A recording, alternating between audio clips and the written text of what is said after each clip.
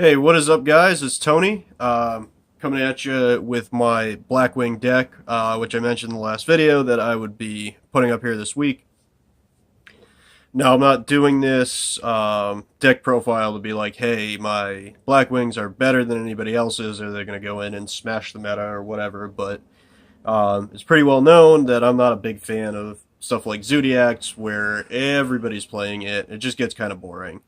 Um, So this is the first deck of like an archetype besides my Blue Eyes one, which is still sort of a mashup that I've really built since I got back into Yu-Gi-Oh a couple months ago, or a few months ago, something like that now.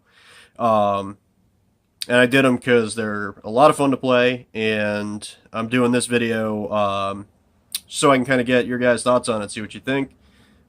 See if you think it can be competitive. Maybe if I'm crazy because I did something you didn't like or whatever. But let's get right into it. So, running 2 copies of Chris.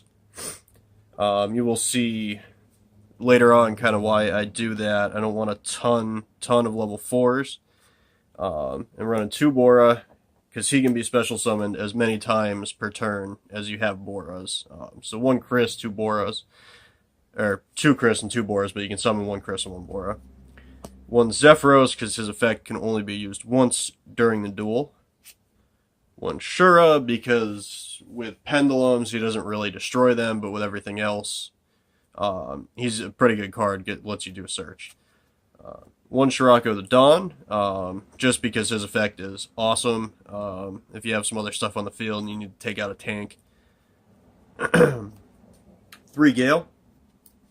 And that is obviously because he is by far the best Blackwing tuner ever created.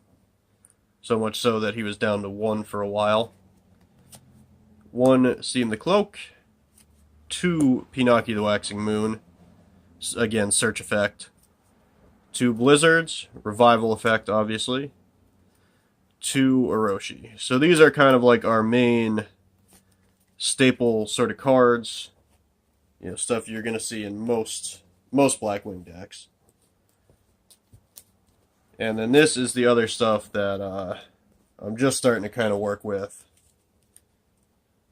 So 1 Harmot in the Dust, because his effect is phenomenal. It lets you change his level, and if you have the right cards, I mean, you can pretty much make any of your synchros with him, or Xyz if you really needed to. 1 Gofu. I'm thinking of moving this up to 3. I'm also thinking it's probably going to get hit when Link format becomes a thing over here, mainly because his effect lets you summon 2 tokens and it's automatic Link 3. So 1 Gladius lets you get into that no thong if you use Gale or Pinocchio, and then 2 Kalut the Moonshadow. Obviously he's level 3, which is good. And the other main reason is he's basically your Honest, so hand traps are always a good thing to have. So on to magic cards, spell cards rather.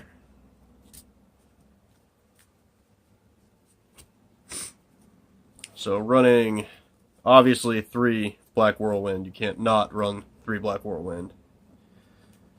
1 MST. 2 Twin Twisters. Actually good if you can dump a Pinocchio or something in the graveyard. 1 Dark Hole, 1 Raigeki, and 2 Allure of Darkness. Again, people might think I'm crazy, say I should be running 3. I do have a reason for it, believe it or not.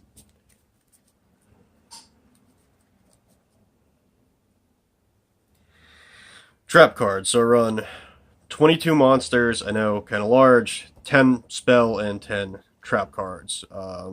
Also looking for places where maybe I can cut it down to exactly 40. So I run the 2 Allure of Darkness because I also run a Jar of Avarice. The reason being is you can put all your synchros back into your extra space later on and be able to resummon them. Because there's some stuff I only have 1 copy of now that I'd like to have 2. It is definitely a good late in the game card, or, you know, say you pull 2 of your Black Whirlwinds right away, they get destroyed, you can get them back in the deck to try and get a hold of them later on. One Solemn Warning, because I don't have a strike yet. That will probably get swapped out when I can get a hold of one of those. Same thing with Black Horn. May Stay, Might Go.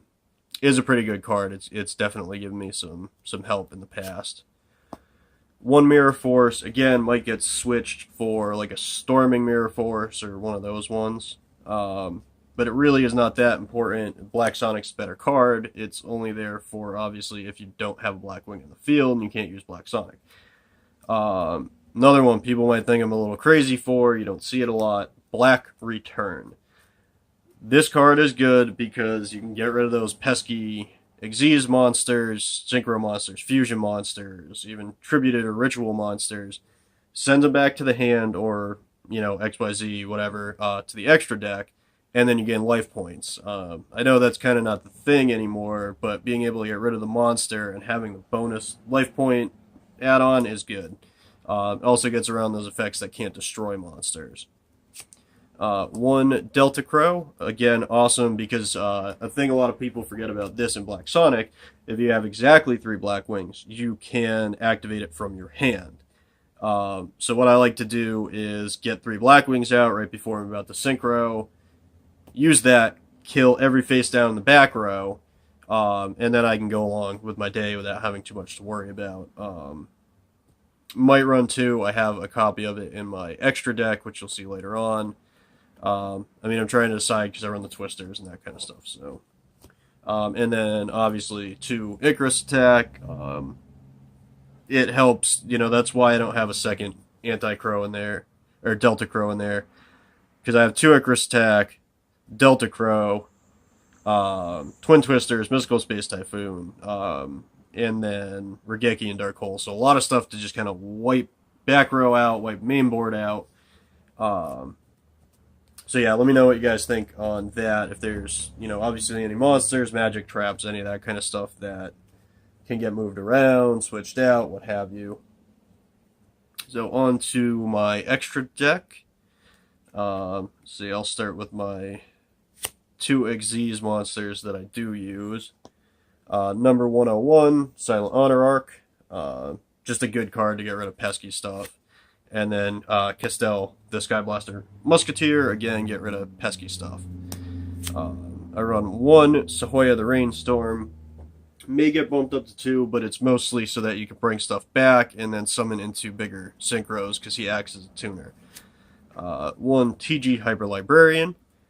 Search effect is great if you're using a heavily synchro-based deck. Get him out first, synchro, get more cards. With Blackwings, it's the most important thing you can do is to have them in your hand because they don't have a lot of deck summoning capabilities.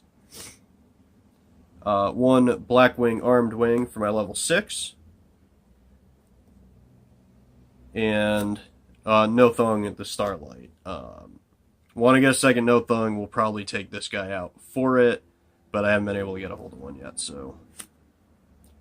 On to level 7s. Raikiri the Rain Shower. 2 Raikiris, I'm sorry. 2 Raikiris. Because he has the pop effect, so if you can get him out, or 2 copies of those out, you can wipe out entire board pretty easily. 1 Chidori, because he lets you bring an Assault Blackwing back afterwards, and he's just straight up beat stick if you use him late on in the game. And then, obviously, 1 Blackwing Tamer Obsidian Hawk Joe, great with the No Thung combo, bring stuff back, works perfectly. Level 8s, I run 2, a Stardust Dragon and a Scarlight Red Dragon Archfiend. Wipes the board, protects your monsters. I think these are 2 really good level 8 synchros that you can get for relatively inexpensive. You're not spending a whole lot to get both of them. And they're both great cards, honestly. Let's see, 1 Trishula, because who doesn't want to run a Trishula if they have it? Why not? A level 10, which is Tyrant Red Dragon Archfiend, which is actually pretty easy to summon with this deck, and if you just want to wipe out an entire field, he is the best thing that you can have in the world. He also has another effect during the battle step where you can blast a spell or a trap and negate it. And then level 12, obviously Onimaru, the Divine Thunder. He's great because if you use Sahoya and then any of your level 7s, he gets double attack. during the battle step, which is awesome. I wasn't running him for a while, and I was watching, God, I don't remember, I will figure it out so they get credit for it, but I was watching somebody else's combo video, and he showed that really easy way to get Onimaru out, and I put him back in the deck immediately. Now side deck, again, spot I could probably use some help with. So right now I have Clearwing and Stardust Charge Warrior in there. Just because I'm not kind of sure what I'm doing with them. They're level 6, level 7. Can't decide if I want them in or out, so they're kind of just sitting in limbo right now. 1 Ghost Ogre, 2 Flying Sea, my extra Shura, which probably will come out of there when I get something to replace it with. 1 Vayu, again, can't really decide if I want him in there or not yet.